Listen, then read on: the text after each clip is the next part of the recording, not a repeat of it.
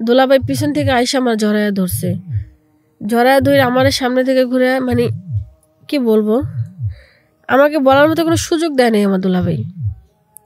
সে আমাকে মানে এমনভাবে আমার ঠোঁট দুটার আটকে ধরছে, লিপ কিস করছে, মানে আমাকে কথা বলতেই দিতেছে না। আমি যে এত চেষ্টা করতেছি সে বলতে দিতেছে না, সে মানে কোনো সুযোগই দিচ্ছে না আমাকে। তারপরে অনেক ঘটনাই ঘটলো, বুঝতেই পারতেছেন আপনারা, আমি আর কি বলবো। সে আমার আপা ভেবে অনেক ঘটনাই ঘটে গেছে, যেহেতু এতদিন পরে তার ওয়াইফকে পেয়েছে। তারও কোনো দোষ নেই এখানে, আমার তো দোষ নাই, সেটা তো আপনারা জানলেনই। সবাই কেমন আছেন? আশা করি ভালো আছেন। দেশের যে যেখান থেকে আমার এই লাইভটা দেখতেছেন সবাইকে অসংখ্য ধন্যবাদ, আমার সালাম নেবেন সবাই। আপনাদের সামনে একটা সত্য ঘটনা নিয়ে আসছি গাজীপুরের। আমরা হচ্ছি গাজীপুরে থাকি, দুটা বোন, বাবা মা। আমাদের খুব সুন্দর একটা সংসার, দুটা বোনের মধ্যে আমি ছোট, আমার বোন বড়। আমরা দুটা বোন খুব মিশুক। আর মজার ব্যাপার হচ্ছে কি, আমার বোনের নাম হচ্ছে সুইটি, আমার নাম হচ্ছে বিউটি। আর আমরা দুইটা বোন হচ্ছে যমজ, দেখতে সেম একই রকম। যে দেখবে সেই বলবে যে, মানে আমাকে দেখলে মাঝে মধ্যে বলে সুইটি, ওরে দেখলে বলে বিউটি, আবার ওরে বলে বিউটি, আমাকে বলে সুইটি। মানে কেউ বলতে পারে না মানে আমাদের মধ্যে কোনো অমিল কিছুই নেই, সব দিক দিয়ে আমাদের মধ্যে মিল আছে। তো সেক্ষেত্রে আমার বোনের একটা ছেলের সাথে রিলেশন করে।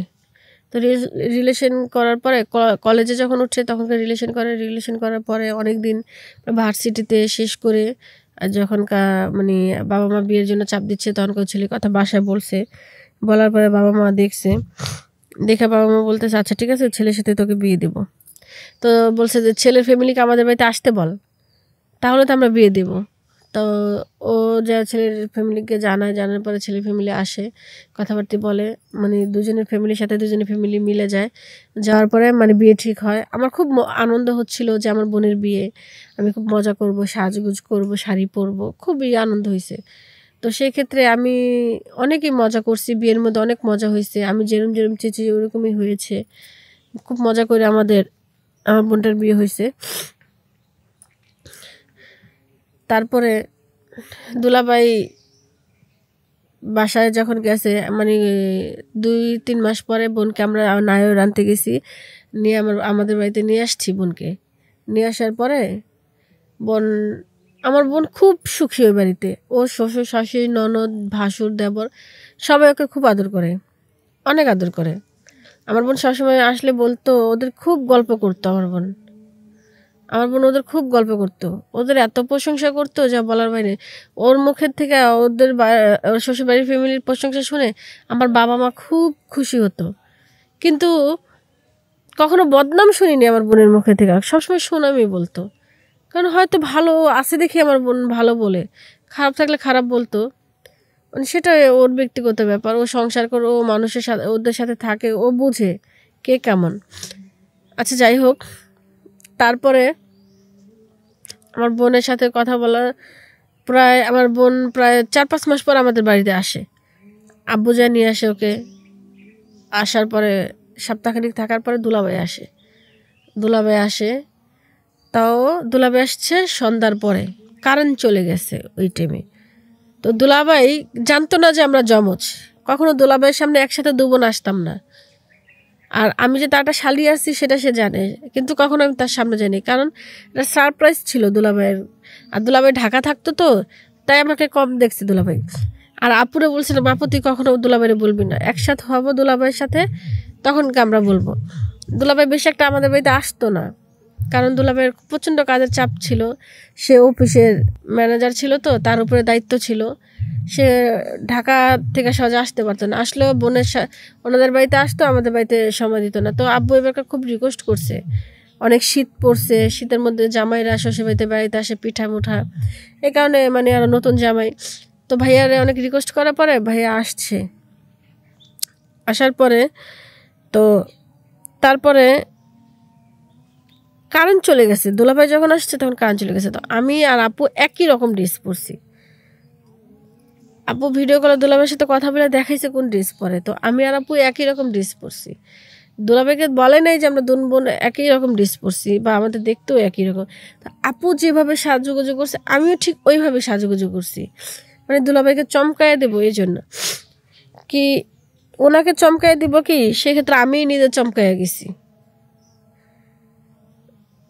মানে বলে না হঠাৎ করে বোম ফুটলে যেমন অনেকে ভয় পাওয়া যায়, তো সেই ক্ষেত্রে মনে করেন আমি ওরকম হয়ে গেছি। যাই হোক, তারপরে দুলাভাই আসছে আমাদের বাড়িতে, মানে দুলাভাইও আসছে যে আপুরে সারপ্রাইজ দেবে। আসার কথা 2 দিন পরে, সে জায়গায় দুলাভাই 2 দিন আগেই চলে আসছে, তো আপুকে সারপ্রাইজ দেবে। আমি আমি আর আপু বসেছিলাম, পর আপু বলে কি যে তুই বস আমি আসতেছি। আম্মা ডাক দিছে, পর আম্মার কাছে গেছে। তো ওর শ্বশুর শাশুড়ি কল দিছে, তো সেখানে ও কথা বলতেছিল। তো আমি আবার ঘরে বসে বসে মানে পড়াশোনা করতেছিলাম।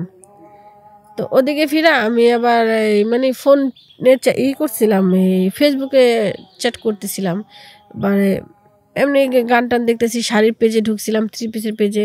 আমরা 2 বোন আবার মানে খুব সুখী যে অনলাইনে থেকে আমরা বেশিরভাগ কাপড় চোপড় অর্ডার করতাম। তো তারপরে এটা করার পরে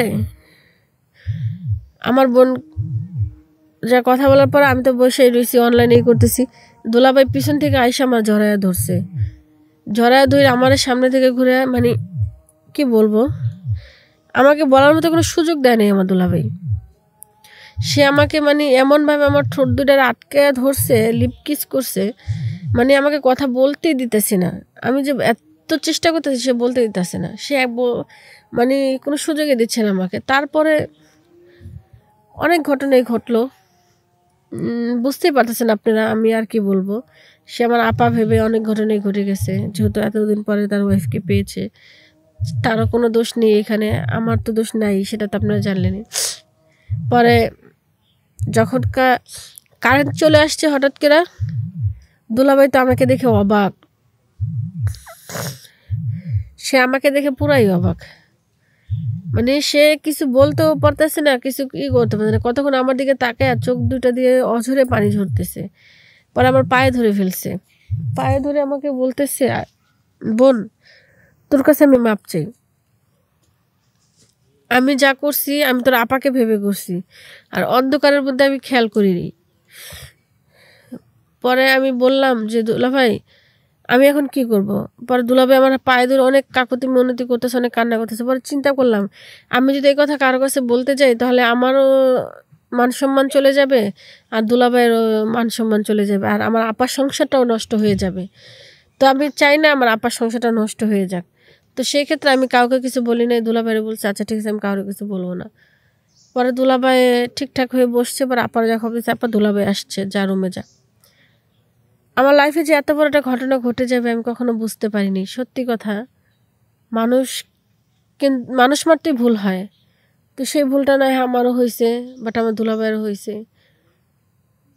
তাকে তো আর আমি এখন কিছু বলতেও পারতেছি না, কিছু করতেও পারতেছি না। কি বলবো তাকে, আমি বলার মতো কোনো ভাষা আমার কাছে নেই।